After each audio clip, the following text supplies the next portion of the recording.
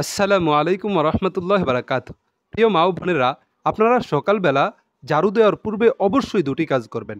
কখনো এই দুটি কাজ ছাড়বেন না। কারণ যদি আপনারা এই দুটি কাজ ছেড়ে দেন, তাহলে ধীরে ধীরে আপনাদের সংসার থেকে বরকত নষ্ট হয়ে যাবে। আর যখন বরকত চলে যাবে, আপনারা ধীরে ধীরে গরিব হতে থাকবেন। বলতেই পারবেন না যে আপনার সংসারটা কিভাবে বরবাদ হয়ে যাচ্ছে। বারাকা এমন একটা জিনিস যা অল্পর মধ্যে প্রবেশ করলে এটা বেড়ে যায়।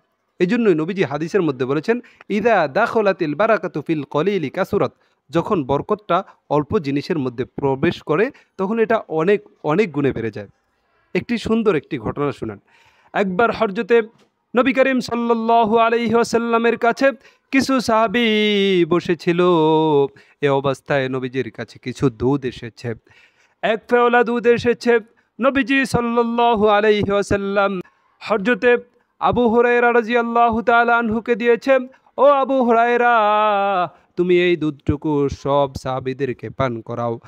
তখন আবু হুরায়রা রাদিয়াল্লাহু তাআলা আনহু মনে মনে ভাবলো যে এখানে যেই দুধ আছে, এই দুধ তো আমি পান করলেই শেষ হয়ে যাবে, কিভাবে এত সাহাবীদেরকে পান করাবো। কিন্তু যেহেতু নবীজি বলেছে, তাই নবীজির কথা রক্ষার্থে সব সাহাবাদেরকে খাওয়ানো আরম্ভ করে দিয়েছে। এমনকি একজন নয়, দুইজন নয়, ৭০ জন সাহাবীদেরকে দুধ পান করিয়ে শেষ করে ফেলেছে। সুবহানাল্লাহ, আল্লাহু আকবার। এরপরে কি হয়েছে? এই দুধ এখনো এক ফেওলাই রয়ে গেছে। তখন নবীজির কাছে আবু হুরায়রা ওই দুধটা নিয়ে আসে। তখন নবীজি বলে, ও আবু হুরায়রা, এবার তুমি খাও। আবু হুরায়রা রাদিয়াল্লাহু তাআলা আনহু একবার খেলো। নবীজি বলল, আরো খাও। আবু হুরায়রা আরো খেলো। নবীজি বললে, আরো খাও। তখন আবু হুরায়রা বলল, গো আল্লাহর নবী, আমি পরিতৃপ্ত হয়ে গেছি, আর খেতে পারবো না। তখন নবীজি সাল্লাল্লাহু আলাইহি ওয়াসাল্লাম বাকি দুধটাও খেয়ে শেষ করে দিলেন। সুবহানাল্লাহ, আল্লাহু আকবার। প্রিয় মা ও বোনেরা, দেখেছেন যে অল্প দুধ, এই দুধটা যেহেতু নবীজি বলেছে, আর যেহেতু সবাই বিসমিল্লাহ বলে খেয়েছে, এই দুধটার মধ্যে বারাকা দিয়েছে আল্লাহ তাআলা। এই বারাকা দেওয়ার কারণে, বরকত দেওয়ার কারণে সব সাহাবীগুলো খেয়েছে। ৭০ জন খেয়েছে এক পেওলা দুধ। কারণ কি? নিশ্চয়ই কারণ আছে। কারণ হলো এর মধ্যে আল্লাহ তাআলা বরকত দিয়েছে।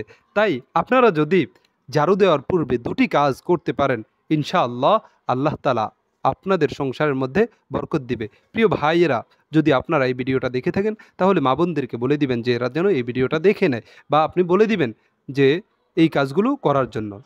তো প্রিয় ভাই ও বোনেরা, আপনারা পূর্বে সময়ে দেখতে পেয়েছেন যে মা বোনরা যখন ফজরের নামাজ হতো, আজান দিত, তখন তারা খুব দ্রুত ঘুম থেকে উঠে যেত।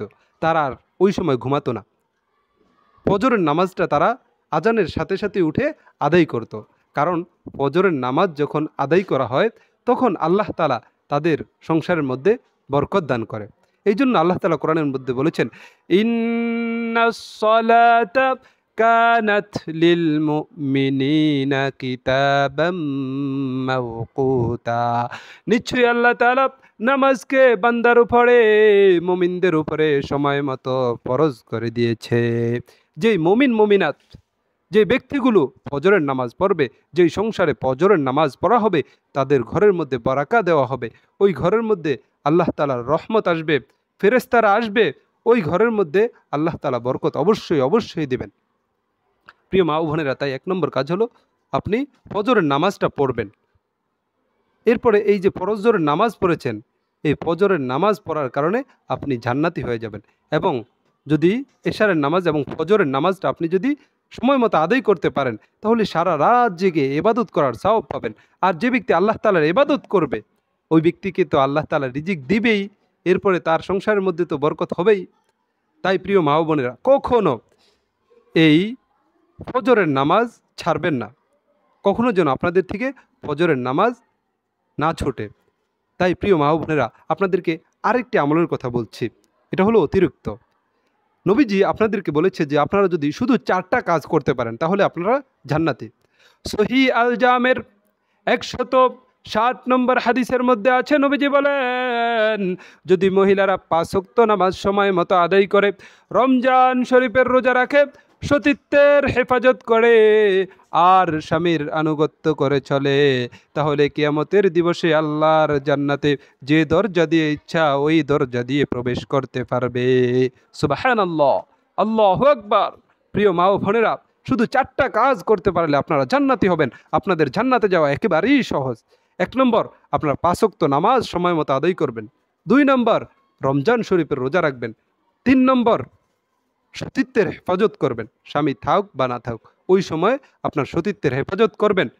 4 নম্বর, স্বামী যেভাবে বলে ওইভাবে চলবেন। ইনশাআল্লাহ আপনি পরকালে হাসতে হাসতে জান্নাতে প্রবেশ করবেন। সুবহানাল্লাহ। প্রিয় মা ও বোনেরা, সম্ভব হলে আপনারাও বলেন সুবহানাল্লাহ। কারণ এই সুবহানাল্লাহ একবার বললে আল্লাহ তাআলা আসমান এবং জমিনের মাঝখানে এই খালি জায়গা পরিমাণ আপনাকে নেক দিয়ে ভরপুর করে দিবেন।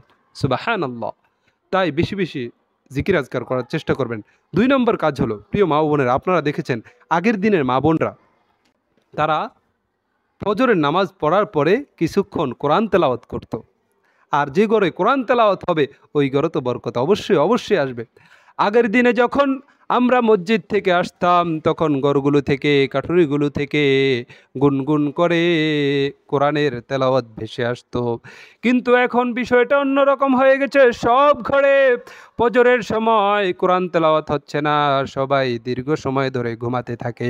এই জন্যই ধীরে ধীরে ঘর থেকে আল্লাহ তাআলার রহমত বরকত চলে যাচ্ছে। প্রিয় মা ও বোনেরা, তাই চেষ্টা করবেন যে অল্প হলেও কোরআন তেলাওয়াত করতে। বিশেষভাবে আপনি সূরা ইয়াসিনটা পড়ার চেষ্টা করবেন, কারণ সূরা ইয়াসিনের মধ্যে এত শক্তি আছে। এই সূরা ইয়াসিন যদি কোনো ঘরে পাঠ করা হয় ওই ঘরের থেকে অভাব দূর হয়ে যায়। নবীজি বলেছে, যদি কেউ দরিদ্রতার সময় এই সূরা ইয়াসিন পড়ে তাহলে আল্লাহ তাআলা ওই ঘর থেকে দরিদ্রতা দূর করে দেয়, রিজিকের অভাব দূর করে দেয়। তাই চেষ্টা করবেন অবশ্যই। 2 নম্বর কাজ হলো আপনার সূরা ইয়াসিন পড়া। এরপরে সন্তানগুলোকে আপনি জাগ্রত করে দিবেন। এই সন্তানগুলো গিয়ে মুক্তবে হুজুরের কাছে গিয়ে কোরআন শিখবে। এই কোরআন শিখনেওয়ালা ছেলেরা কখনো মা বাবার অবাধ্য হবে না। আপনার ছেলেগুলো কখনো আপনার অবাধ্য হবে না। এরপরে আপনি যদি ইন্তেকাল করেন তখনও এই ছেলেগুলো আপনার জন্য দোয়া করবে। প্রিয় মা বোনেরা, তাই কখনো এই 2টা কাজ ছাড়বেন না। আপনাদেরকে অসংখ্য ধন্যবাদ। আপনারা অনেক ভাগ্যবান। কেন যে অনেক মা বোনরা আছে যে তারা খুব ভোরে উঠেই তারা সংসারের অর্ধেক কাজ সকালবেলায় সেরে ফেলে। আলহামদুলিল্লাহ, এটা অনেক ভালো। কিন্তু এর আগে যদি আপনি এই 2টা কাজ করে নেন, অর্থাৎ আপনি নামাজটা পড়ে নেন, এরপরে কিছুক্ষণ কোরআন তেলাওয়াত করে নেন, তাহলে ইনশাআল্লাহ আপনার ঘরের মধ্যে আল্লাহ তাআলা বরকত দিবেই দিবে। ধীরে ধীরে দেখবেন আপনার পরিবারটা ধনী হয়ে যাচ্ছে। প্রিয় মা ও বোনেরা, কখনো এই আমলটা ছাড়বেন না। এরপরে আপনারা যখন কাজ করতে যাবেন সবসময় বিসমিল্লাহির রহমানির রহিম বলবেন। যখন বিসমিল্লাহ বলবেন ওই জিনিসটার মধ্যে বরকত আসবে, আল্লাহ তাআলা বরকত দান করবে। একটি ঘটনা শুনেন। নবীজি সাল্লাল্লাহু আলাইহি ওয়াসাল্লাম একবার সাহাবীদেরকে নিয়ে খাবার খাচ্ছেন। কিছুক্ষণ খাবার খাওয়ার পরে আরেকজন ব্যক্তি এসে অনুমতি ছাড়াই খাবারের মধ্যে হাত দিয়ে দিল, খাবার খাওয়া আরম্ভ করে দিল। কিছুক্ষণের মধ্যে খাবারগুলো শেষ হয়ে গেছে। নবীজি বলল, আমার সাহাবায়ে কেরাম, জানো কি এত দ্রুত কেন খাবারগুলো শেষ হয়ে গেল? তখন সাহাবীরা বলল, আল্লাহু ওয়া রাসূলুহু আ'লামু, আল্লাহ এবং আল্লাহর রাসূলই ভালো জানেন। তখন নবীজি বললেন, যেই লোকটা মাত্র এসে আমাদের সাথে খাবার খেতে বসেছে ওই লোকটা বিসমিল্লাহ ছাড়াই খাবারের মধ্যে হাত ঢুকিয়ে দিয়েছে। এই জন্য আল্লাহ তাআলা এই খাবার থেকে বারাকা নিয়ে গেছে, বরকত নিয়ে গেছে। এরপরে শয়তান আমাদের সাথে শরীক হয়েছে, তাই আমাদের খাবারের মধ্যে বরকত হয়নি, অল্প সময়ের মধ্যেই খাবার শেষ হয়ে গেছে। তাই প্রিয় মা ও বোনেরা, যখন আপনারা কোনো কাজ করতে যাবেন, কোনো কাজ করবেন, তখন বিসমিল্লাহির রহমানির রহিম বলবেন। এরপরে খাবারের শেষে, কাজের শেষে আলহামদুলিল্লাহ পড়বেন। অবশ্যই আল্লাহ তাআলা আপনার কাজের মধ্যে, আপনার সংসারের মধ্যে বরকত দান করবে। আল্লাহ তাআলা আমাদেরকে যে কথাগুলো বলেছি এই কথাগুলোর উপর আমল করার তৌফিক দান করেন। প্রিয় মা ও বোনেরা, অনেক মা বোনরা আছে এই সমস্ত আমলগুলোর কথা জানে না। তাই আপনারা এই আমলটাকে, এই কথাগুলোকে অন্য মানুষের কাছে পৌঁছে দেওয়ার জন্য একটি লাইক দিবেন এবং সময় থাকলে একটি কমেন্ট করে যাবেন। আল্লাহ তাআলা আমাদেরকে তৌফিক দান করেন। ওয়া আখিরু দাওয়ানা আলহামদুলিল্লাহি রাব্বিল আলামিন।